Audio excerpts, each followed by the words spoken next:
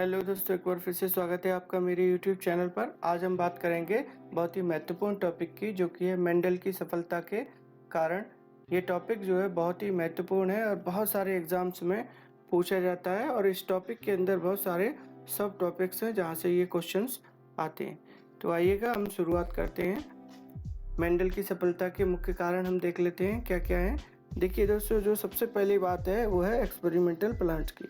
अगर आपने सही एक्सपेरिमेंटल प्लांट लिया है, और ये खाली प्लांट की बात नहीं है, जब भी आप कोई प्रयोग करते हैं तो आपके पास में अगर मटेरियल अप्रोप्रिएट है, बढ़िया मटेरियल है, तो आप अच्छे रिजल्ट पाएंगे।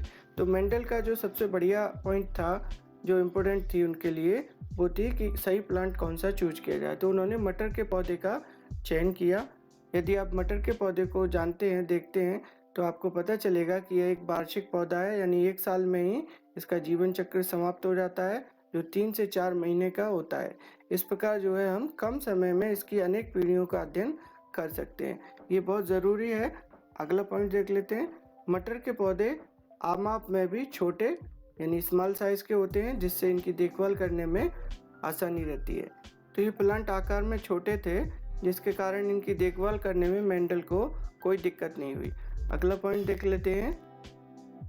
मटर के पौधों में द्विलिंगी पुष्प स्थिति देखने को मिलती है, अर्थात उसी पुष्प में नर और मादा जननांग देखने को मिलते हैं। मटर के पौधे में बहुत सारे परस्पर विरोधी लक्षण पाए जाते हैं, जैसे पौधे की लंबाई, पुष्प के रंग आदि। ऐसे करैक्टर मेंडल ने अपने एक्सपेरिमेंट्स में यूज किए जो एक दूसरे के विपरीत थे। ऐसे उन्होंने 7 जोड़ी तुलनात्मक लक्षणों का अध्ययन किया और उनके बेस पर अपने सिद्धांत प्रस्तुत किए। मटर के पौधों में बीज अंकुरण, पौधों की सामान्य वृद्धि तथा पुष्पन आदि क्रियाओं के लिए विशेष पर्यावरणीय दशाओं की आवश्यकता नहीं होती। तो ये जो प्लांट है ये नॉर्मल कंडीशन में डेवलप हो जाता है, तो आपको अलग से कुछ भी मेहनत करने की आवश्यकता नहीं है। लेफ्ट हैंड साइड में जो डायग्राम दिया है दोस्तों, उसमें आप देखेंगे स्टिग्मा लिखा हुआ है, ये पुष्प का मादा भाग है, इंपॉर्टेंट है। और दूसरा लिखा हुआ है एंथर, ये पुष्प का नर भाग है। आइए देख लेते हैं मेंडल द्वारा जो 7 जोड़ी करैक्टर प्रयोग किए गए थे अपने एक्सपेरिमेंट्स में, वो कौन कौन से हैं। तो सबसे पहले सीड शेप, यानी जो बीज है उनके आकार में बिल्कुल भिन्नता थी, एक दूसरे से विपरीत हैं। सीड का कलर आप देख रहे हैं, पीला और ग्रीन। ऐसे ही पॉड का शेप देख लीजिए, यहाँ पर दोनों अलग हैं। पॉड का कलर भी देखिए अलग अलग है, फ्लावर के कलर अलग अलग है। इसी तरीके से फ्लावर की जो पोजीशन है, ये कहाँ से लग रहा है और ये कहाँ से लग रहा है, और इसी तरीके से फ्लावर की लेंथ, कुछ प्लांट ज़्यादा लंबाई के हैं और कुछ प्लांट छोटी लंबाई के हैं। ये 7 जोड़ी जो करैक्टर थे, ये मेंडल ने अपने एक्सपेरिमेंट्स में यूज़ किए।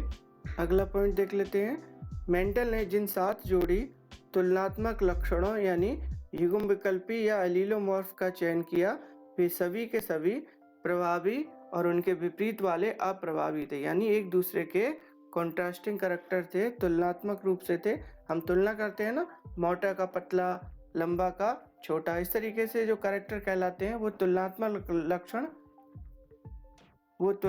लक्षण कहलाते हैं।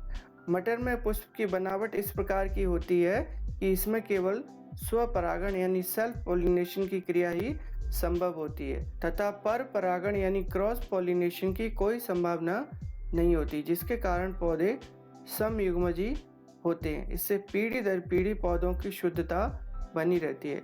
राइट हैंड साइड में जो डायग्राम दिया है दोस्तों, आप यहाँ पर देख रहे हैं कि ये जो मटर का फ्लावर है, इसकी स्ट्रक्चर कुछ इस तरीके से बनी हुई है कि आप इसमें स्वपरागण के अलावा क्रॉस पॉलिनेशन नहीं करा सकते।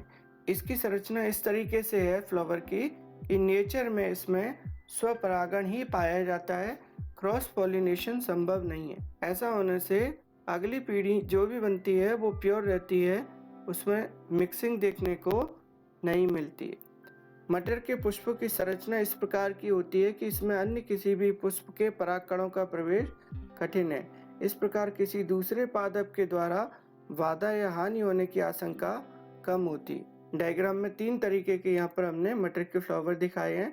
आप देखिएगा हर एक फ्लावर में संरचना इस तरीके की है कि इसके अंदर दूसरे पादप द्वारा कोई भी बाधा या हिंड्रेंस डेवलप नहीं की जाती है, यानी आराम से फ्रूटिंग डेवलप होगी बिना किसी मिक्सिंग के। अगला पॉइंट, मटर के पौधों में बीज अंकुरण, पौधों की सामान्य वृद्धि तथा पुष्पन आदि के लिए विशेष पर्यावरणीय दशाओं की आवश्यकता नहीं होती। ये पॉइंट हमने पहले भी पढ़ा है दोस्तों, और गलती से यहाँ दोबारा लिख के आया है। अगला पॉइंट देख लेते हैं, ये कायदे से पॉइंट नंबर 9 होगा। मटर के पौधों में कृत्रिम पर परागण यानी आर्टिफिशियल क्रॉस पॉलिनेशन द्वारा संकरण की क्रिया कराई जा सकती है। आर्टिफिशियल क्रॉस पॉलिनेशन में दोस्तों क्या करते हैं कि पुष्प का जो नर भाग है उसको हम निकाल देते हैं कैंची की सहायता से। राइट हैंड साइड में दिए गए डायग्राम से समझिएगा, यहाँ पर हमने कैंची ली और इस कैंची की सहायता से हमने नर भाग को अलग कर दिया। ये फ्लावर ए था। इस फ्लावर ए में अब देखिए ये कंडीशन देखने को मिलेगी नीचे के डायग्राम में। अब क्या करते हैं, हम एक फ्लावर बी लेते हैं, लेफ्ट हैंड साइड में रेड कलर का देखिएगा। उस फ्लावर के ये जो नर भाग है इस वाले भाग से परागकणों को निकाल के ब्रश की सहायता से इस ए फ्लावर के मादा वाले भाग पर जो कि स्टिग्मा पोर्शन है वहाँ पर हम ब्रुशिंग कर देते हैं। इस प्रकार से यह क्रिया कहलाती है कृत्रिम पर परागण। कृत्रिम संकरण द्वारा प्राप्त संकर पादप भी जननक्षम यानी फर्टाइल होते हैं। तो इस प्रकार की क्रिया के द्वारा जो हमको प्लांट प्राप्त होते हैं वो भी जनन करने में सक्षम है। ये मटर के पौधे की स्पेशल विशेषता है। अन्यथा क्या होता है, जो ऐसे प्लांट प्राप्त होते हैं वो जनन करने में अक्षम होते हैं। अगला पॉइंट, उन्होंने अपने प्रयोगों के लिए हमेशा स्वस्थ पौधों का चयन किया। ये बहुत महत्वपूर्ण है दोस्तों। अगर आप प्लांट जो भी एक्सपेरिमेंट के लिए यूज़ कर रहे हैं वो हेल्दी नहीं है तो आपके एक्सपेरिमेंट खराब हो सकते हैं। अगला पॉइंट, पौधों में स्वपरागण की क्रिया को रोकने के लिए उन्होंने पौधों के पुष्पों के पुंकेसर यानी नर भाग काट दिए तथा अवांछित परागकणों द्वारा परागण को रोकने के लिए समुचित सावधानी का प्रयोग भी उन्होंने किया। राइट हैंड साइड में दिए गए डायग्राम को देखिएगा। एक ये फ्लावर जो द्विलिंगी है उसमें से ये जो आप देख रहे हैं ये नर भाग हैं, उनको कैंची की सहायता से काट दिया और फिर इस पूरे प्लांट को उन्होंने एक ढक दिया, बैगिंग कर दी, इसको बैग से ढक दिया, उसको बैगिंग कहते हैं। आगे की जो क्रिया आप देख रहे हैं वो असल में आर्टिफिशियल हाइब्रिडाइजेशन का प्रोसेस है। अगला पॉइंट, मेंडल ने अपने प्रयोगों को केवल एक पीढ़ी तक ही सीमित नहीं रखा बल्कि द्वितीय और तृतीय पीढ़ियों तक भी ले गए और उन्होंने ये जानने की कोशिश की कि आने वाली पीढ़ियों में क्या क्या नए कॉम्बिनेशन देखने को मिलते। अगला पॉइंट, उन्होंने एक समय में केवल एक ही आनुवंशिक लक्षण की वंशागति पर ध्यान केंद्रित किया। इससे पहले के वैज्ञानिक क्या कर रहे थे, बहुत सारे लक्षणों का एक ही बार में अध्ययन कर रहे थे कि आने वाली पीढ़ियों में वो किस तरीके से जा रहे हैं। लेकिन मेंडल ने यहाँ थोड़ा सावधानी रखी और उन्होंने एक बार में केवल एक ही आनुवंशिक लक्षण पर ध्यान केंद्रित किया। ऐसा करने से ये लाभ होगा कि जो लक्षण प्राप्त हुए अगली पीढ़ियों में वो उनको परफेक्टली पता रहे कि कौन सा लक्षण किस तरीके से परिवर्तित रहा। अगला पॉइंट, मेंडल ने जो भी प्रयोग किए उनका एक लिखित विवरण रखा। ये बहुत ज़रूरी है। पिछले वाले जो वैज्ञानिक थे वो इसलिए फेल हो गए कि वो एक्सपेरिमेंट तो करते रहे लेकिन उन्होंने उसका एक रिटन स्टेटमेंट नहीं रखा, क्योंकि बाद में जब आप फिर से सब्सिक्वेंट स्टडी करते हैं तो फिर से आपको प्रयोग करने पड़ेंगे। लेकिन अगर आपके पास में लिखित विवरण है तो आप फिर प्रयोग की आवश्यकता नहीं है, क्योंकि आप प्रयोग तो कर चुके हैं। अगला पॉइंट, प्रयोगों के आंकड़े पर्याप्त मात्रा में एकत्रित किए जिससे आंकड़ों के आधार पर सांख्यिकीय विश्लेषण किया जा सके। देखिए, जेनेटिक्स में मैथमेटिक्स बहुत ज़रूरी है, तो मैथमेटिक्स का उन्होंने प्रयोग किया इसमें, जिसकी वजह से वो एक सही निर्णय पर पहुंच सके और अपने सही सिद्धांत प्रस्तुत कर सके। उन्होंने अपने प्रयोग के लिए ऐसे पौधों का चयन किया जो आनुवंशिक रूप से शुद्ध थे। इसकी पुष्टि उन्होंने अगली पीढ़ी के स्वपरागण द्वारा की। इससे पहले के जो भी वैज्ञानिक रहे उन्होंने इस तरीके का एक्सपेरिमेंट नहीं किया।